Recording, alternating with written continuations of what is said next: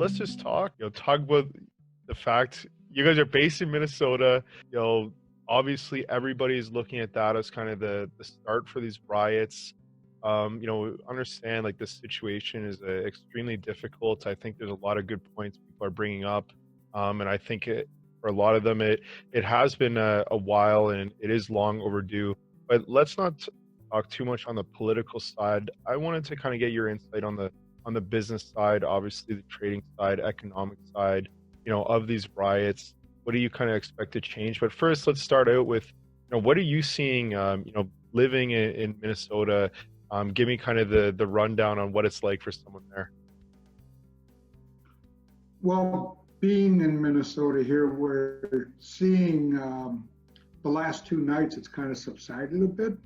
And I think a lot of it had to be with the governor and the mayor starting to crack down a little more.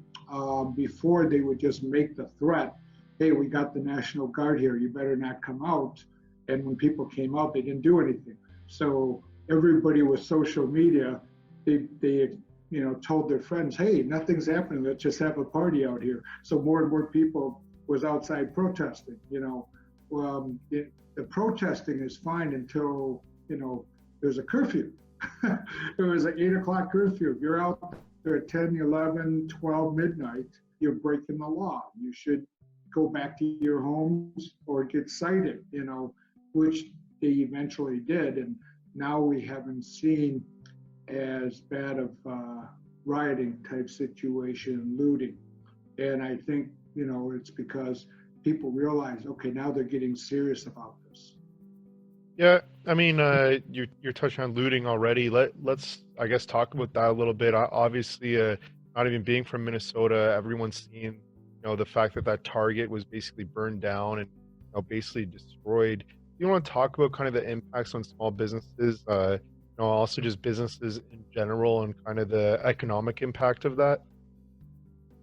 Yeah, so, it was focused just not on the main target. There was multiple targets that whatever group went into and raided them, and just going after all stores and just taking every item they could. I got a friend that owned a bicycle store.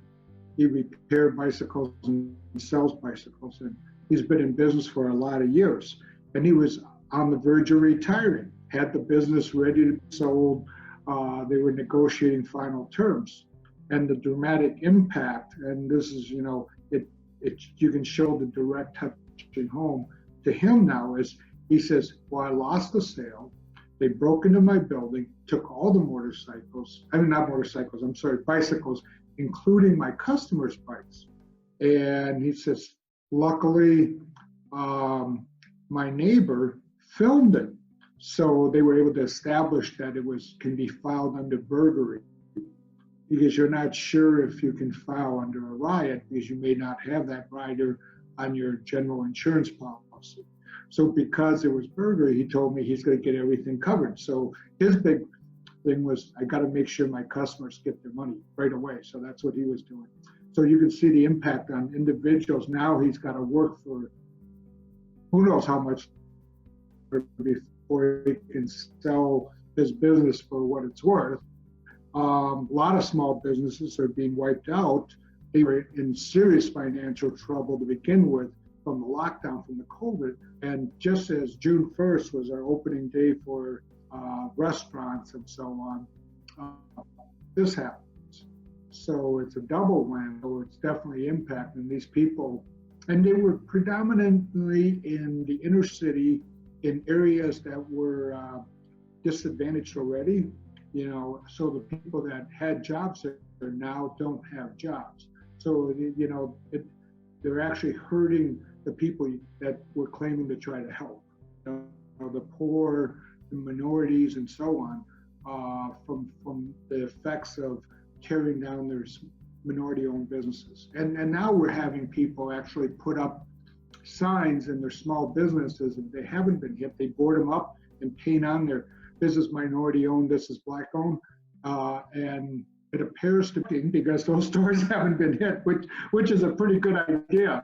So, but if you buy into to the media that it's a supremacist thing. It actually paints a target. So, it's interesting. We're not seeing those stores getting destroyed. So hopefully it works and it doesn't get destroyed and we're over this.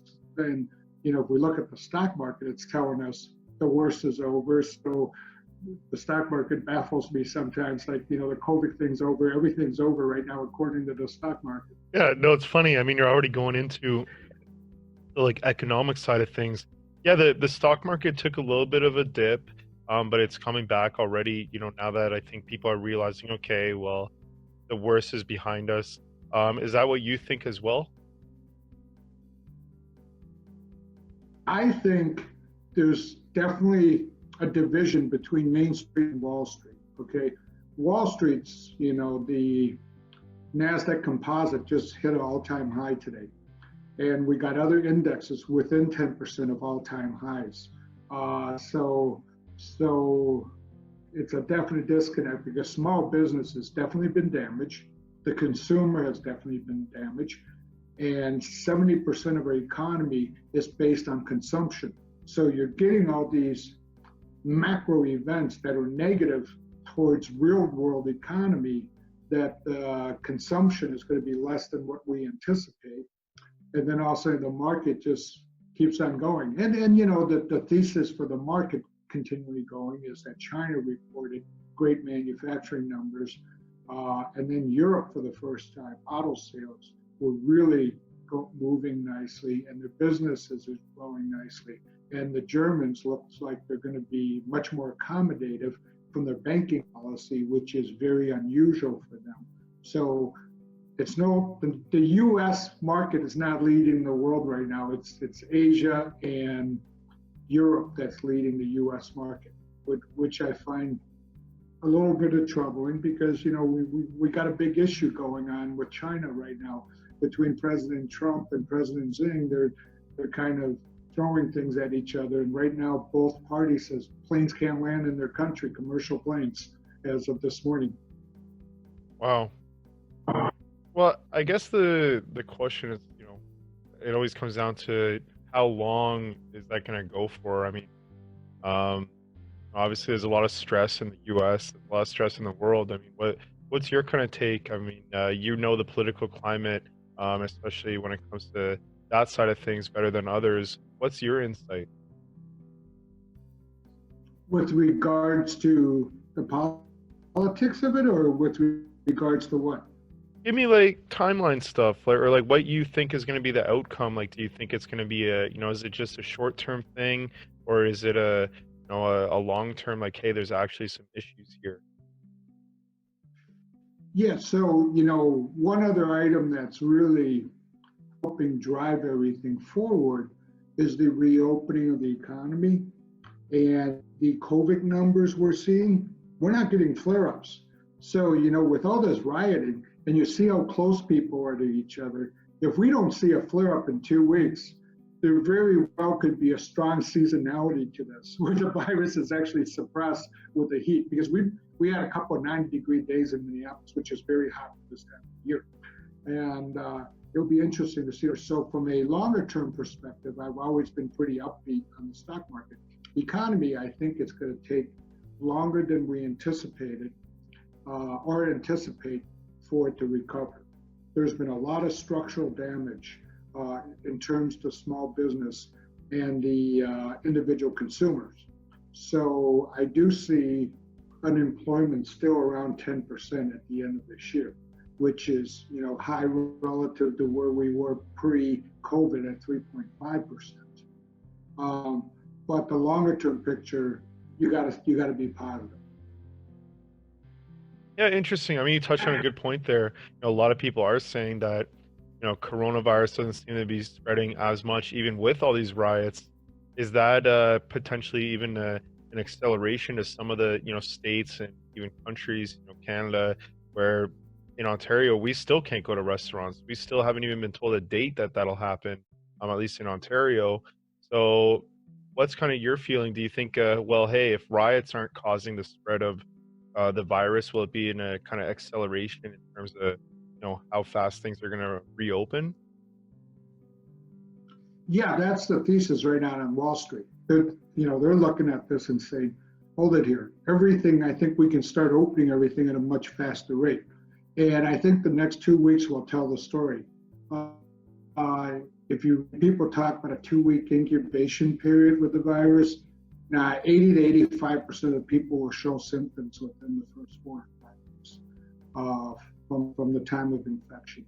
So in the next, like I said, in the next 2 weeks, we don't show something. I think you're going to get everybody pushing faster for a reopening of the economy. I'm still not convinced cruise lines, airlines are going to pick up dramatically in travel, even with the news of the coronavirus not spreading as what some of the experts right now are anticipating. Yeah, no, I agree. I mean, those industries are going to get, hurt for a while, I feel like. I mean, when do you see them bounce back? And, to me, you've got, corporate travel that was a big kind of push for a lot of these airline industries. I mean, now you've got people comfortable doing Zoom meetings, right? And a lot of other kind of digital meetings. You don't need to travel to Chicago 6 times a year, for example, for your board meeting. What's kind of your take, or is that exactly kind of your understanding as well? Well, I think we're seeing a structural change in the way we travel. And you made it clear that everybody is more comfortable with Zoom. People that didn't even use computers are now comfortable on Zoom. I was just talking to someone out of New York. He had a laptop, but he really didn't use anything social media. Now he's sending meetings left and right on Zoom, like it's the greatest thing he's seen. And so that's definitely going to have an impact, or what we call in economics, a shift in the demand curve for travel traveling by airline. Also, I think people now feel safer by driving, like from Minneapolis to Chicago versus flying, because they're not in a crowded plane. So I think that's a shift in the way people are going to demand the consumption of air travel. So we got a lot of dynamics that I don't think bode well for the airline industry. Or rail, we can look at railroads. I don't know how much consumer travel is a big function for railroads. Yeah, interesting. Well, I mean, I had other questions, that not necessarily opportunities, but what could be some potential upsides even of these protests? From the business side, you touched on one is the fact that, well, if people so close, if we don't see coronavirus numbers spike up, then hey, this could be definitely a great acceleration for unlocking the economy. Is there any other things from a kind of business side that, either negative or positive, that you want to kind of touch on about these riots and things that are happening? Well, the riots, we saw a great pickup in gun sales to begin with the coronavirus. And I'm sure we just saw from anecdotally on Facebook, I've seen so many people at gun shops buying guns and posting their new guns. I had this one friend, she bought an additional 10 guns. And I'm going, you don't need that many. She goes, I think I'm addicted to shopping for guns. So it was pretty funny from that standpoint. So the industry for arms sales, or look at Luger, Smith and Wesson, companies like that are publicly traded, could represent some good opportunities where they may have upside surprises in their earnings and revenue numbers. Other sectors, the theme is basically played itself, because you're looking at Zoom, the stock, or Microsoft, or any one of these. They were moving on the coronavirus. Now they're moving on the rioting, because they're the service that can deliver stuff, and people want to stay inside.